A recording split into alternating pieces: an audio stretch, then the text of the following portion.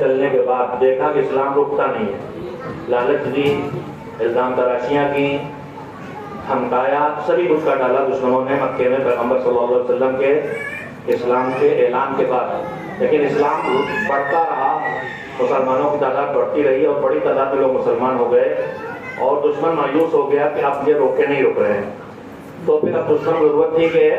وہ کوئی ایسا سلوگن دے کہ جس کے ذریعے سے اس کی پارٹی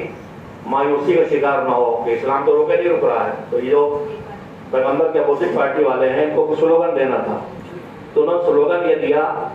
کہ گھبراؤ نہیں، کوئی بات نہیں ہے، ان کا دین پھیل ضرور گیا ہے اور ہمارے مکے والے بہت سے مسلمان ہو گئے ہیں، مگر ان کے کوئی اولاد نہیں ہے، اس لیے ان کا دین چلنے والا نہیں ہے، یہ سلوگن دیا۔ تو اس کے جواب میں اللہ نے کہا کہ انا اعطیناک الکوثر، ہم نے آپ کو نعمتوں کی کثرت سے نوازا ہے، آخرت و دنیا کی ساری نعمتیں، اور ان میں سب سے بڑی نعمت یہ ہے کہ ہم نے آپ کو اولاد کی کثرت سے نوازا ہے۔ اور قرآن مجید کے معجزہ ہونے کی بہت سی دلیلیں ہر طرف ملتی ہیں، میں ایک دلیل یہ بھی ہے کہ سادات کو قتل کرنے، ان کے خون کے گارہ بنانے، ان کو جیلوں میں قید کر کے مار ڈالنے کے ہزاروں کوششوں کے باوجود حکومتوں کی آج پوری دنیا میں سادات کا کثرت سے موجود ہونا، یہ خود قرآن کے معجزہ ہونے کی دلیل ہے کہ قرآن کہہ رہا تھا کثرت اولاد سے نوازا ہے، اور اس کثرت کو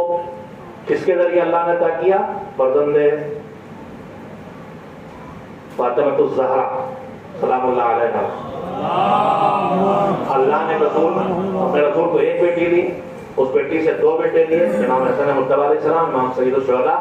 اور یہ کثرت اولاد انہی کے ذریعے نصیب ہوئی، انہی میں سے ایک آقا کی آج ولادت کی تاریخ ہے۔ لیکن ایک بات کو یہیں پہ آپ کے ذہنوں تک بہت تیزی سے منتقل کرنا چاہتا ہوں کہ دشمن نے کیا کہا؟ ان کا دین چلنے والا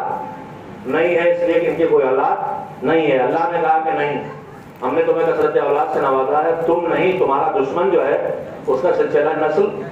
مٹ جانے والا ہے۔ آج ابو لہب، ابو جہل، ابو سفیان کے اولاد ڈھونڈے جائیے تو نہیں ملتی، جبکہ حکومت ان کے ہاتھوں میں رہی۔